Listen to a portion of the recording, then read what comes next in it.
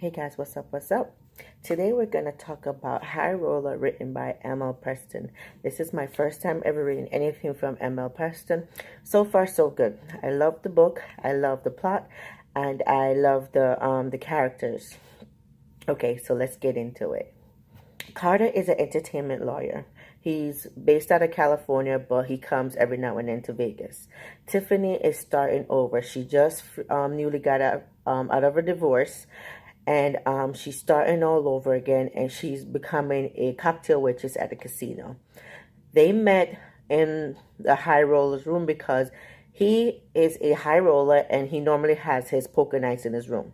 So her best friend gave her an opportunity to come and work for her company, come and work with her at the casino, and they end up basically working together. So one night, high roller's coming in. So her best friend partner didn't come to work that day, so she asked her to work with her. I forgot the best friend name.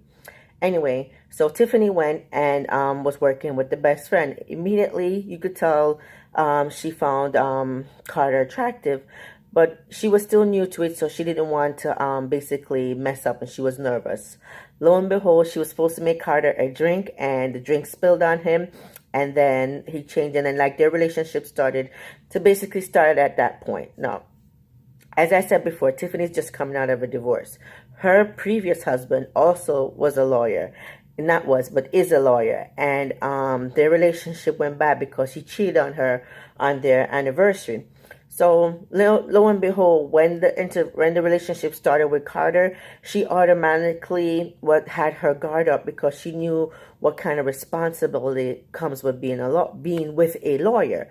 So things progressed in the book, and they went on their first date, and she didn't really like the interaction because he was always on his phone, and she didn't want that because she was coming out of a bad relationship, right? I said, okay, no problem. Throughout the book, though, she was kind of irritating me because I understand that you're coming from a bad relationship, right? But sometimes you have to give people the benefit of the doubt. And we as women, I should say, are very guilty of that, because if we're used to someone being in a bad situation, like coming from a relationship with someone that's, say, in her case, a lawyer, and know what comes with being a lawyer, and dating another lawyer, you already have your guard up because you're like, I've been there, done that, got the t-shirt, and I'm over it. So that's what happened in the book. Overall, she gave Carter a second chance, and Carter redeemed himself. Tiffany also had a son. Oh, I think his name's Xavier. Yes, his name is Xavier. And Xavier, he is 7 years old, and he is super cute and freaking smart. So immediately, Tiffany's ex-husband Corey wanted to move, basically wanted what he had with Tiffany, like he's trying to get back into her life now that she started a new job and everything. He wants to rekindle the relationship, and she wasn't having that because he already cheated on her, married to someone else, and about to have a baby. So she didn't want that. So Xavier was basically like the buffer in between the relationship.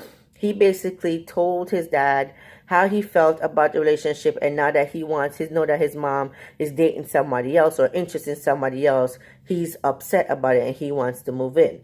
So you know that title, like, I don't want my son to call someone else dad.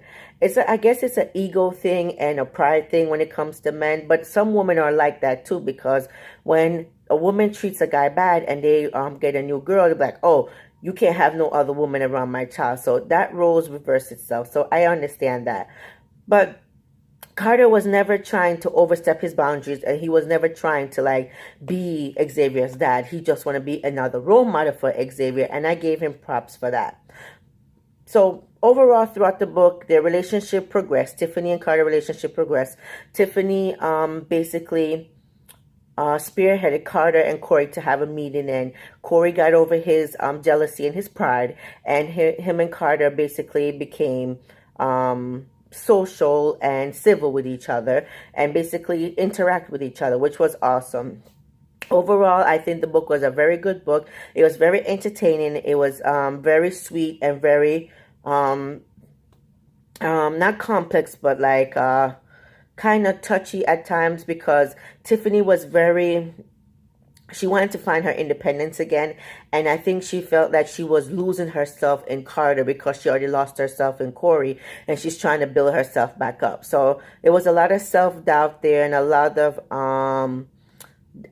what's this? I can't remember the name that I want to say, but self-sabotage. She was basically self-sabotaging her relationship. So her best friend basically had to be her voice of reason. Sometimes her best friend said things too truthful, like, you know, some people can't handle the truth, and the way you say it can even hurt more. So her best friend kind of did it that way, and she was a little bit upset about that, but they made amends. Overall, I think the book was a very good book.